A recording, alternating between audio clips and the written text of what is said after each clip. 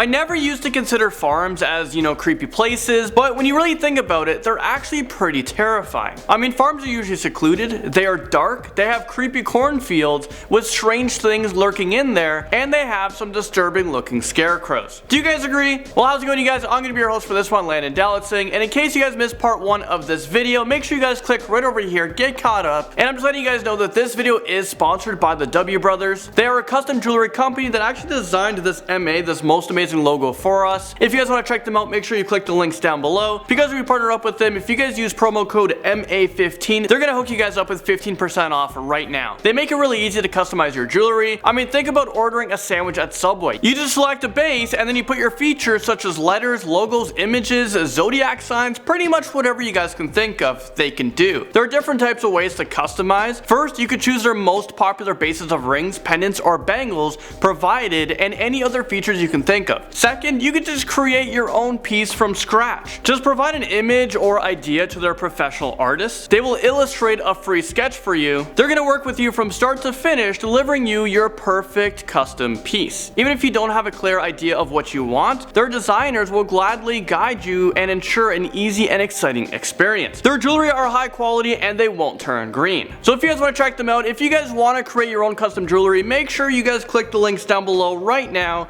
and put MA15 to get 15% off. Alright, so it's time to grab your guys' pitchforks because we're about to get in this one. This one's gonna be pretty terrifying. This right here is a top 10 scary farm stories part 2. Starting off things like we always do, and at number 10 we have the Old Arnold Estate. This farmhouse became infested with strange paranormal activities in the 70s and it lasted for over a decade. The Perron family bought the house and moved in shortly after with their family. But the previous homeowner left them with one piece of advice: leave the lights on at night. I mean, what the heck is going to go on at nighttime? Well, the Perron family quickly learned that they weren't the only ones living in this farmhouse. They were visited by disturbing spirits who used to live in the house before them. These spirits weren't evil to begin with, but as the family spent more time in the old farmhouse, the spirits started to misbehave. One of the most infamous evil spirits that occupied this house was Bathsheba Sherman. This spirit would have violent and angry outbursts, and most times she would injure the Perron family. Once the family decided to move out, the paranormal activities didn't stop. The new family that moved in said that the house is full of blue orbs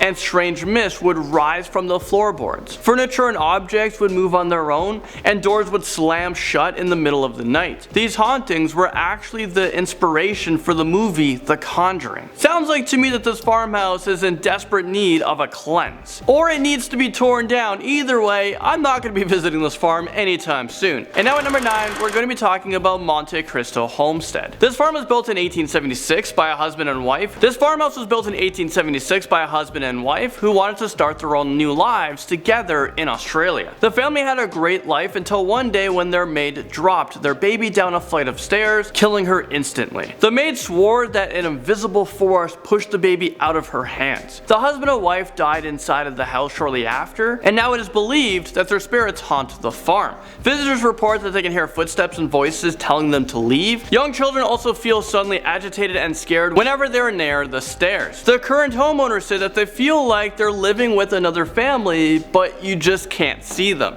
Well, you can't see them most of the time. I mean, no, this isn't for me. If I lived there, I would put this house up for sale as soon as possible and I would take whatever the offers are. There's no way in hell I would share my house with angry ghosts. The Dandy house comes into this list next up at number 8. James Link and his family purchased a farmhouse and they couldn't wait to move in. Once they drove their moving truck onto the property, their neighbor came out yelling and said, "What are you doing here? You can't move in here." That's not the kind of neighborhood welcome I would want to receive. But anyways, the neighbor told them about Dandies. They were the family that used to live inside of the farmhouse. The Dandies had witnessed a series of unexplained events. They reported hearing strange chants, and they even saw the bricks from a chimney being removed by invisible hands. They even said that they could feel a burn on their bodies, and there's a male spirit dressed in a plaid shirt and blue jeans who holds a rifle at the end of the bed. Well, that would be enough for me to move out. The Dandy house is still a popular ghost hunting location, but for me, I wouldn't step a foot into that place. A haunted barn comes onto this list in at number 7. This is known as a Von Klein-Schmidt legend, and it goes something like this. A dairy farmer was helping his prize cow give birth when all of a sudden the barn just burst into flames. He ran out to get his family to help him move the livestock out of the barn,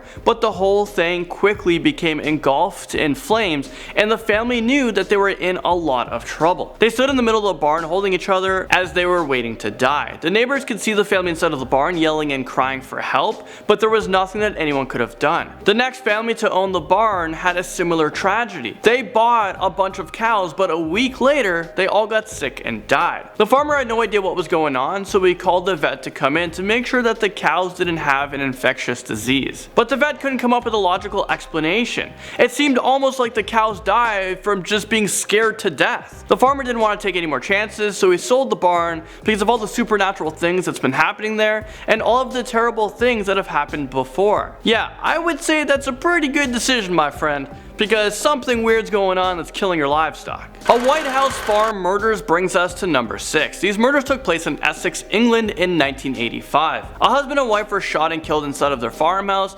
along with their adopted daughter and their twin boys. The only survivor was their adopted son, and he was Jeremy Bamber, who was 24 years old at the time. Apparently Jeremy was at home a few miles away when the shooting took place. During the initial investigation, police ruled that this is a murder-suicide because they believed that the schizophrenic daughter shot and killed her family and then turned the gun on herself. But the tables turned when Jeremy's girlfriend confessed that he had shot his own family with the semi-automatic rifle, and that's because he wanted to get the large inheritance. So he made it look like his sister did all of the killing, but he was convicted of 5 counts of murder, and he was told that he would never be released from prison. I mean, how the hell do you murder your entire family for money? This guy deserves to rot in jail for the rest of his life. He should just be forgotten about. Or maybe stick him in that barn where all those cows were dying and just see what happens. Elvay Farm breaks onto this list at number 5. Elvay Farm is located in the most haunted village in England. The farm was built in 1406, and since then, spirits have been haunting the farm. A man named Robert de Bois, he used to live in the farmhouse, he was known to prey on local villagers centuries ago until he was caught for his crimes. Now it is believed that the creepy spirit roams the halls of this house, and he is known to grab people's hair, and they'll pull you in a room and slam the door shut. And then there's another spirit known as Edward Brett. Visitors can hear his spirit constantly whispering, "I will do it." Edward used to own his house until one day he walked to the dairy barn and shot himself. Apparently his ghost never left the farmhouse, and now the current owners say that they can still hear gunshots firing and Edward whispering. I would be whispering, is this real life right now? I would be totally freaked out. Scary Creatures pops onto this list at number 4. A farmer in Montana saw a weird looking animal approach his farm, so without any hesitation, he grabbed his rifle and shot him. What exactly did he shoot? We're not really sure. Take a look at this thing. From far away, I guess you could say that it looks like a wolf, but once you get close up to it, the animal doesn't really look familiar at all. So experts were called in to identify the body, but they were stumped. They had no idea what that was. They were able to say that this creature comes from the same family as wolves and dogs, but they couldn't exactly figure out which species it actually belongs to. Once pictures of the dead animals popped onto the internet, people started to guess what the animal could be. Let me know what you guys think it is in the comment section below.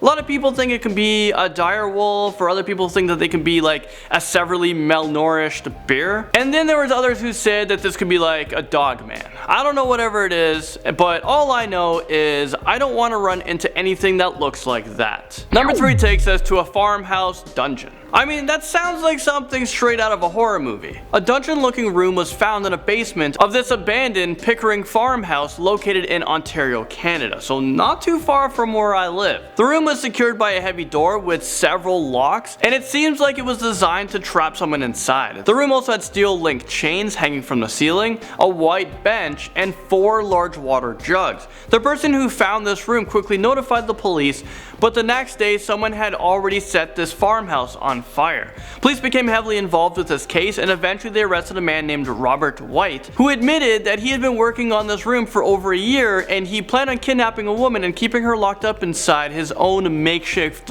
dungeon. So this guy was married, he had 2 children, and I can't imagine what they must have thought when he confessed to the crimes. This whole thing happened like an hour from where I live, so it's so crazy to think that someone in your neighborhood could have been captured by this guy. A farmhouse horror takes us to number 2 on this list. A family was looking to buy a farmhouse because they needed a bigger place. They were expecting a new baby and they thought a new life in the country would be best. So after about a month of living in this old farmhouse, things started to get really strange. The youngest daughter said that she could see a shadow figure lurking on the stairs, and they would stand next to her bed while she was trying to sleep. But of course she was told by her parents that they didn't believe her. But the next day, the mom was going downstairs and the shadow figure pushed her down.